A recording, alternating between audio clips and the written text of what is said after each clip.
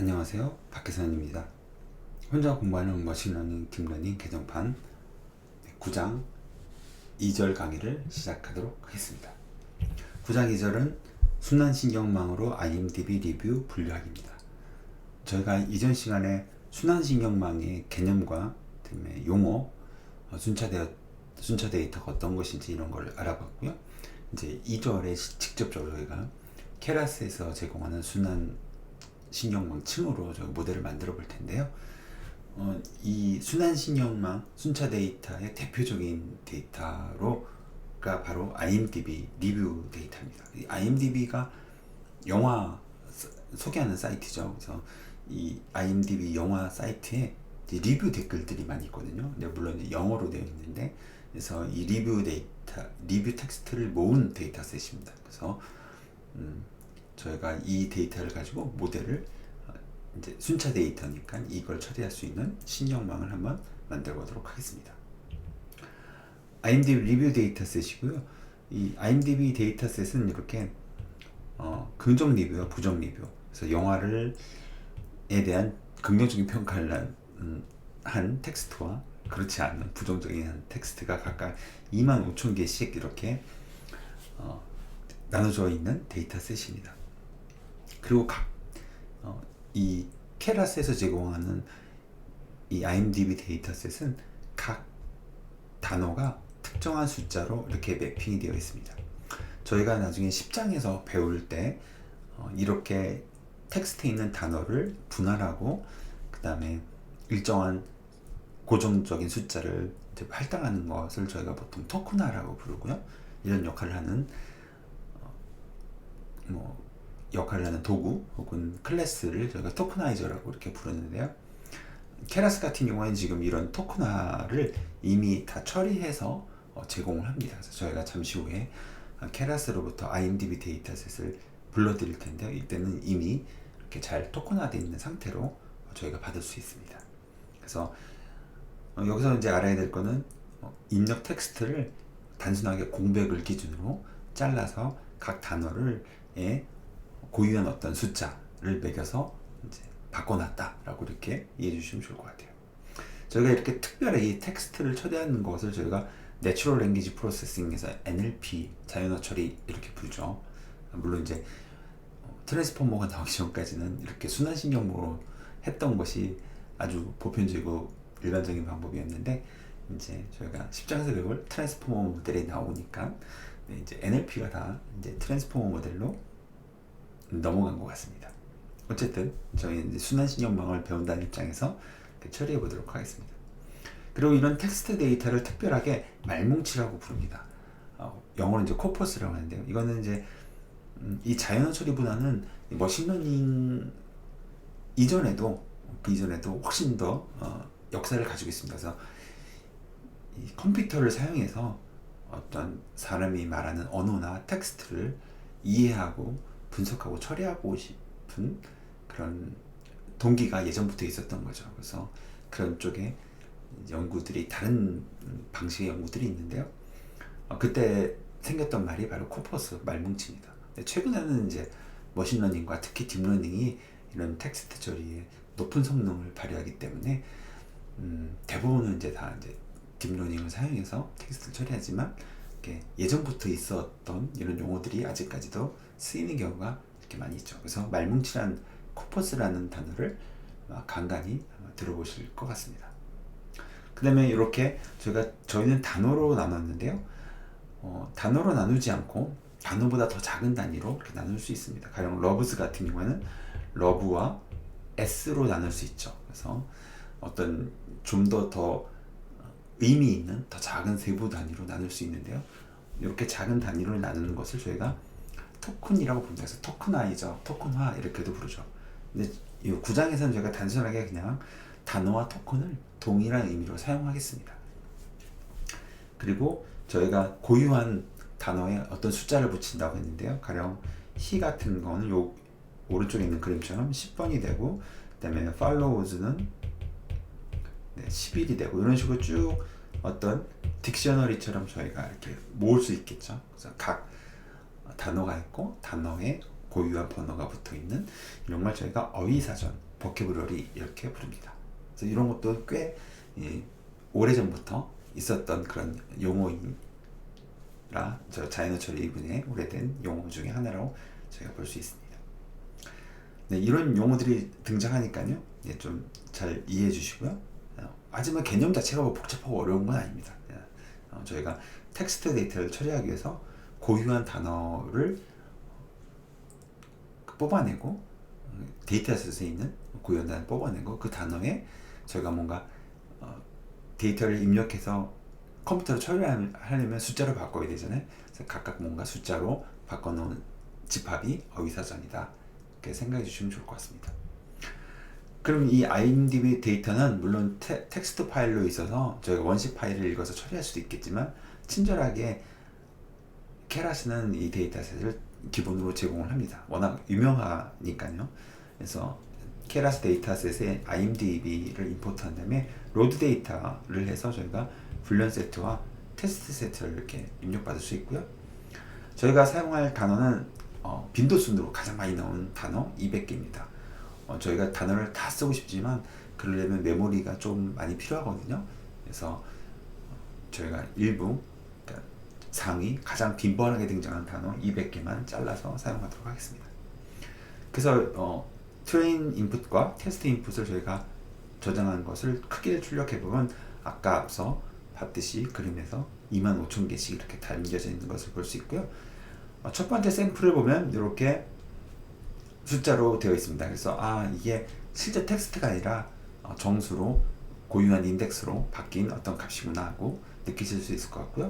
그 다음에 훈련 데이터를 보면, 타깃 데이터를 보면 이렇게 1과 0으로, 그러니까 긍정적인 리뷰나 부정적인 리뷰나 이렇게 나눠져 있는 거죠. 이렇게 나오는 1과 0으로 나눠져 있는 것을 볼 수 있고, 그러니까 1과 긍정과 부정 0, 1이니까 네, 저희가 이진분류로 볼 수 있겠죠. 이 트레인 인풋 요 데이터는 사실은 이 전체는 넘파이 배열입니다. 그래서 요 자체는 넘파이 배열인데, 그래서 쉐입 속성을 저희가 쓸 수 있는 거죠. 근데 이 첫 번째 샘플 안에 있는 값들은 파이썬 리스트입니다. 이렇게 구성된 이유는 넘파이 배열은 크기가 같아야죠. 만약에 2차원 배열로 구성된다면 각각 리뷰가 모두 다 동일한 크기로 구성이 되어야 됩니다. 그래야지만 2차원 배열을 구성할 수 있는데요. 이 리뷰 데이터는 어떤 건 텍스트 리뷰가 짧을 수도 있고 어떤 건 길 수도 있죠. 그래서 그런 것들을 모두 다 배열로 만든다면 제일 큰 길이가 큰 리뷰에 맞춰서 2차원 배열을 만들어야 되니까 좀 낭비가 심하겠죠. 괜히 배열만 커지고. 그래서 이 트레인 인풋에는 케라스가 넘파이 배열로 만들 때 각 원소에 있는 리뷰 텍스트는 파이썬 리스트로 이렇게 구성해서 집어넣어놨습니다. 그래서 이렇게 구성이 됐기 때문에 저희가 첫 번째 출력을 하면 이렇게 리스트 값이 이렇게 출력되는 것을 볼 수 있습니다. 네, 그래서 훈련 세트를 저희가 준비할 텐데요. 트레인 인풋 중에서 더 다시 나눠서 훈련 데이터와 트레인 인풋과 그 다음에 검증 세트를 따로 또 한 번 더 분리하겠습니다. 그래서 트레인 테스트 스플리트 함수를 단순하게 한 번 더 사용한 것 뿐이죠. 저희가 이전에도 머신러닝 파트에서도 이런 작업을 많이 해봤습니다. 그 다음에 각 트레인 인풋에 있는 샘플을 순회하면서 리스트 네포를 지금 썼는데 순회하면서 x의 길이를 재보도록 하겠습니다. 지금 x가 리스트라고 제가 설명을 드렸기 때문에 길이를 잰 다음에 그거를 넘파이 배열로 만들어서 각 샘플의 길이의 평균을 내보는 거죠. 그리고 중앙값을 한번 내보도록 하겠습니다. 그러면 평균은 한 200이고요. 그 다음에 중앙값은 178이네요. 그래서 이 두 값을 보면 아마 통계 쪽에 감각이 있으신 분은 이게 뭔가 좀 한쪽으로 치우친 분포구나 라는 걸 느끼실 수 있는데요. 실제로 이렇게 그래프를 그려보면 길이가 긴 텍스트는 좀 적고 그 다음에 길이가 좀 짧은 텍스트 쪽에 많은 샘플들이 이렇게 치우쳐져 있는 것을 저희가 볼 수 있습니다. 그래서 길이가 이렇게 서로 다르기 때문에 어느 정도 일정하게 길이를 너무 긴 것들은 좀 자르고 그다음에 길이가 좀 짧은 것들은 좀 길게 좀 늘려야 되고 이렇게 해야 되거든요. 그래서 저희가 합성공 신경론 때 입력 데이터 주변에 빈 0을 채워서 넣는 걸 저희가 제로 패딩 혹은 패딩이라고 부른다고 말씀드렸는데요. 똑같이 여기서도 일정 길이가 되도록 넘어서는 것들은 더 긴 것들은 잘라버리고 혹시 모자르는 텍스트들은 일정 길이가 되도록 패딩을 추가하는 작업을 해야 됩니다. 그걸 저희가 뭐 시퀀스 패딩 혹은 패딩 이렇게 부르는데요.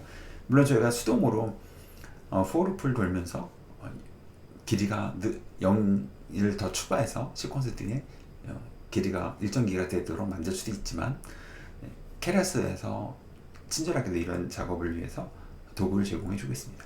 그래서 프리프로세싱 시퀀스 모듈 밑에 패드 시퀀시스 함수가 있고요. 이 패드 시퀀시스 함수에 트레인 인풋을 집어넣고 맥스 랭스 0, 100 하면은 길이가 100이 넘어가는 텍스트는 다 잘라버리고 그다음에 100보다 작은 것들은 100이 될 때까지 0을 채워줍니다. 자동으로 패딩이 되는 거죠. 그래서 만들어진 트레인 시퀀스를 보면 이제 모든 샘플의 길이가 다 100으로 맞춰져 있기 때문에 이제 그 넘파의 배열로 이렇게 만들어지고 2만 개의 훈련 샘플이 각각 다 100개의 정수값으로 채워져 있습니다. 근데 패딩이 텍스트의 뒷부분이 아니라 이렇게 앞부분에 채워져 있습니다. 이렇게 하는 이유는 저희가 데이터를 처리할 때 마지막 저희가 이전 시간에 아마 다뤘는데 순환층은 마지막 스텝의 출력을 최종 출력으로 만들어냈는데요.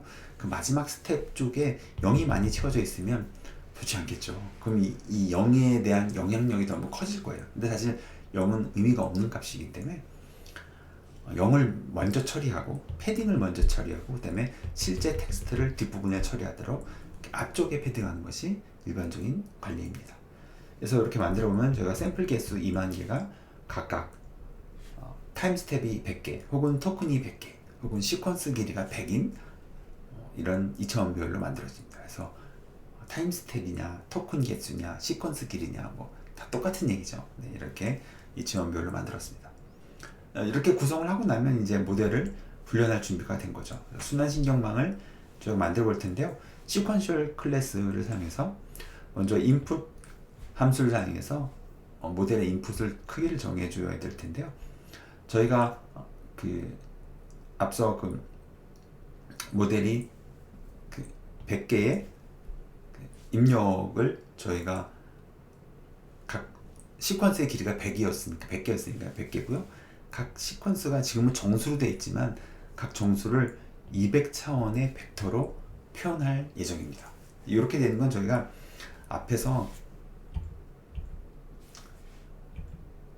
200개의 단어를 사용한다고 이렇게 말씀을 드렸거든요. 그래서 저희가 이 부분이 200이 이렇게 됩니다. 이렇게 된 이유는 다음 슬라이드에 저희가 설명을 해드릴게요. 일단은 100개의 타임 스텝이 있기 때문에 입력은 100으로 저희가 지정을 했고요. 그 다음에 각각의 타임 스텝의 토큰마다 단어마다 200개의 특성으로 표현된다 라고 이렇게 해주시면 좋을 것 같고요.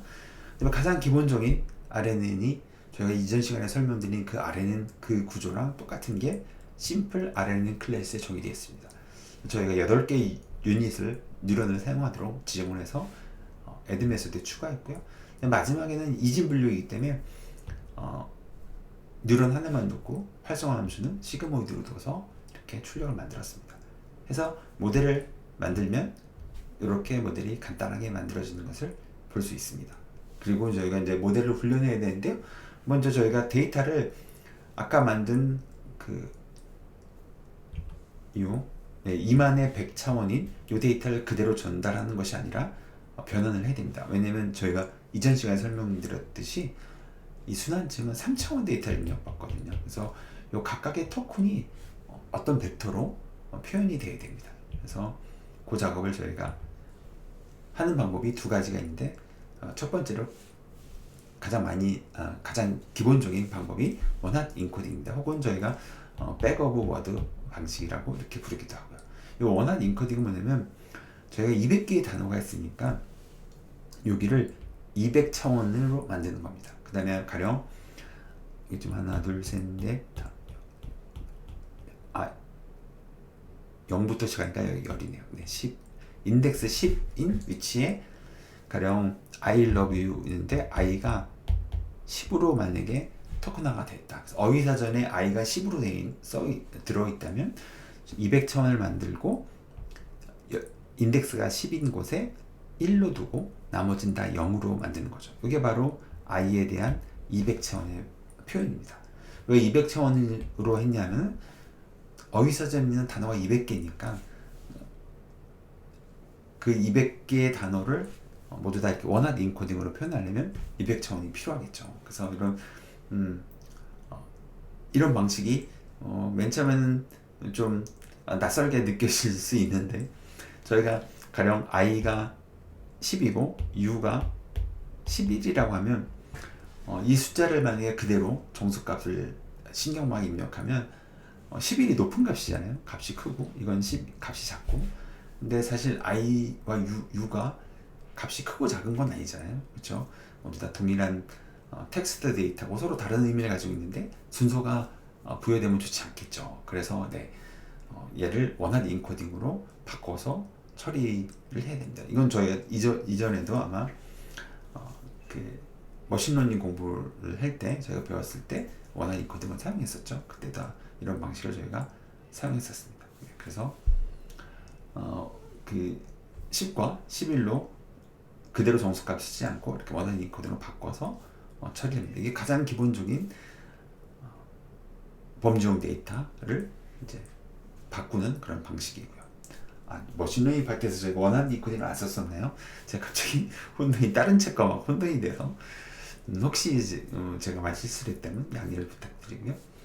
그래서 이렇게 원하드 인코딩으로 바꾸는 방법이 케라스의 to categorical이라는 함수입니다. 그래서 입력 데이터 train sequence 데이터, 이게 지금 200 곱하기 100 차원, 200개의 샘플이 2만 개의 샘플이 죄송합니다. 2만 샘플이 100개의 각각 100개의 토큰으로 나열되어 있는 데이터인데요. 얘를 to categorical 함수에 집어넣으면 이렇게 각각의 토큰마다 200차원으로 만들어집니다. 원하드 인코딩이 된 데이터죠. 그래서 2만 곱하기 100 곱하기 200이 됩니다. 그래서 첫 번째 샘플의 첫 번째 토큰에 처음 12개의 벡터를 출력해보면 이렇게 나오고요. 그래서 첫 번째 인덱스가 10, 11번째의 인덱스가 1이고 나머지는 다 0인 원하드 벡터가 만들어진 것을 볼 수 있습니다. 나머지 다 0인지 확인해 보면, 다 썸해 보면 1이 하나밖에 없는 걸 저희가 알 수 있죠. 이런 식으로 해서 저희가 to category 함수로 밸리데이션 데이터도 준비를 해 놓을 수 있습니다. 이렇게 한다면 모델을 훈련하는 과정은 저희가 이전에 일반적인 신경망을 했던 거랑 동일합니다. 다를 게 하나도 없습니다. 그래서 똑같이 검증 세트 준비하고, 그다음에 컴파일 메소드에서 옵티마이저랑 손실 함수 지정하고, 다만 저희가 이진 분류니까 이제 바이너리 크로스 엔트로피를 썼죠. 그다음에 콜백 함수 2개를 지정해서 조기 종료를 설정하고 모델을 훈련하면 됩니다. 이렇게 하면 모델이 이렇게 훈련되는 것을 볼 수 있고, 어느 정도의 정확도가 나오는 것을 볼 수 있고, 적절한 위치에서 또 과대적합이 일어나기 시작하는 것을 볼 수 있습니다. 근데 이렇게 원하드 인코딩을 하면 벡터가 굉장히, 입력 데이터가 굉장히 커지죠. 2만 곱하기 100 곱하기 200이니까 굉장히 데이터가 큰 겁니다. 그만큼 메모리도 좀 많이 사용하고요. 그래서 나온 방법이 이제 임베딩 방법입니다. 이 임베딩 방법이 사실은 저희가 이제 10장에서 트랜스포머를 배울 텐데, 트랜스포머가 물론 이 자연어 처리, 텍스트 처리하는 뛰어난 성능을 내서 이 분야를 혁신시킨 것은 맞습니다. 하지만 조금 더 저수준에서 보면은 이 임베딩이라는 기술이 사실은 그 근간에 있었기 때문에 트랜스포머 같은 모델이 나오지 않았을까, 가능하지 않았을까, 이렇게 생각이 됩니다. 이 임베딩은 저희가 맨 처음에 이 캣이라는 단어를 그러니까 토큰을 고정 크기의 실수 벡터로 바꾸자는 개념입니다. 그래서 캣이라는 단어와 도그라는 단어가 있으면 이 벡터의 길이는 당연히 크기가 저희가 정해줘야 되는 거죠. 그래서 여기는 지금 10개의 벡터로 정해져 있고요. 여기도 10개의 벡터로 저희가 정의를 했다면, 이 두 벡터 실수 벡터니까 벡터 사이에 곱을 저희가 유클리드 거리를 계산할 수 있겠죠.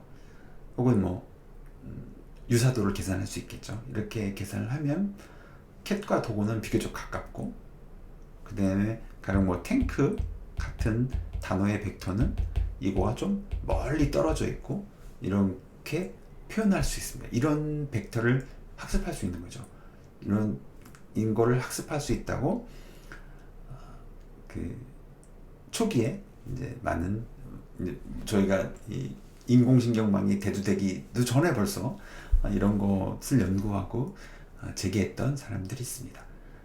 거기서 근데 저희는 이 요즘 같은 경우에는 이런 단어를 워낙 인코딩이 아니라 이렇게 고정된 크기의 실수 벡터로 표현해서 각 단어의 사이를 계산하고 단어의 의미를 인코딩할 수 있다라는 것이 너무 자연스럽게 보이지만, 특히 이 캣과 도구뿐만 아니라 언어에 상관없이 영어가 됐든 한국어가 됐든 일본어가 됐든 똑같은 방식으로 고정 크기의 실수 벡터로 그 의미를 인코딩할 수 있다는 것이 자연스럽고 너무 당연하게 느끼지만, 예전 맨 처음에 이걸 제안했던 사람들은 굉장히 많은 난관의 거센 이 저항에 좀 전에 연구했던 자연어 처리의 방식과는 너무나 다르기 때문에, 사실 이게 언어학적인 접근 방식을 버리고 순수하게 계산적인 접근 방식이라서 그런 저항에 부딪혔던 것 같아요. 어쨌든 이런 실수 벡터를 표현함으로 해서 자연어 처리의 성능이 굉장히 많이 올라갔습니다. 그리고 이런 실수 벡터를 기반으로 트랜스포머 모델도 이제 만들어지는 거고요. 이런 실수 벡터를 만드는 방법이 여러 가지가 있는데요. 가장 간단한 방법이 이렇게 케라스에서 제공해준 임베딩층을 추가하는 겁니다. 이 임베딩층도 단순하게 지금 저희가 지금 2층 임베딩에서는 앞에서는 저희가 단어를 200개만 사용했었죠. 근데 이제 실수 벡터로 각 단어의 벡터 크기를 줄여서 저희가 표현할 수 있기 때문에 200차원으로 만들지 않아도 되는 거죠. 그래서 메모리가 좀 줄어듭니다. 그래서 단어를 500개를 사용하도록 하겠습니다. 그러면 500개의 단어에 대한, 그리고 각각의 단어를 16개의 차원으로 표현하는 거죠. 이런 식으로. 그럼 500 곱하기 16인 행렬이 만들어지고요. 가령 앞에 i가 10이었다면 어휘사전에 여기서 11번째 행에 있는 벡터를 뽑아서 다음 층으로, 그러니까 심플 RNN 층으로 전달하면 됩니다. 이게 임베딩 층의 역할입니다. 그래서 각 단어만큼 행이 있고, 그 다음에 열의 개수는 그 단어를 표현하는 임베딩 차원을 저희가 정하기 나름인데, 그만큼 열이 있는 이런 2차원 배열을 가지고 있는 게 임베딩 층이고요. 다른 모든 신경망의 층과 마찬가지로 맨 처음에 랜덤하게 가중치가 초기화되어 있다가 배열값이 모델을 훈련하면서 점점 좋은 값으로 이렇게 채워지도록 훈련을 할 수 있습니다. 이게 가장 저희가 손쉽게 임베딩을 만드는 방법입니다. 그래서 심플 RNN 층, 덴스 층 저희가 앞에 놨던 거랑 동일하고요. 다만 임베딩 층만 하나 더 이렇게 추가를 했습니다. 이렇게 해서 모델을 훈련해 보면 이전보다 더 성능이 좋은 것을 저희가 확인해 볼 수 있고요. 이 파라미터 개수가 지금 8000으로 나오는데, 이게 아까 말씀드린 것처럼 500개의 단어를 사용했고 각각 단어를 16차원으로 벡터로 표현하기 때문에 500 곱하기 16의 크기인 8000개의 파라미터가 있는 것을 이렇게 볼 수 있습니다. 하지만 입력 데이터 자체의 그 크기가 배열이 굉장히 줄어들었기 때문에 훨씬 더 메모리 효율적이라고 저희가 볼 수 있죠. 네, 이번 시간은 저희가 기본적인 순환신경망을 훈련하는 방법과 그다음에 IMDb 데이터셋도 소개해드렸고요. 또 데이터를 벡터로 표현하기 위한 원합 인코딩 방법과 그다음에 임베딩 실수 벡터로 표현하는 방법도 소개해드렸습니다. 다음 시간에 저희가 조금 더 기본적인 순환신경망에 좀 더 발전된 LSTM이나 GRU 신경망에 대해서도 소개해드리도록 하겠습니다. 감사합니다.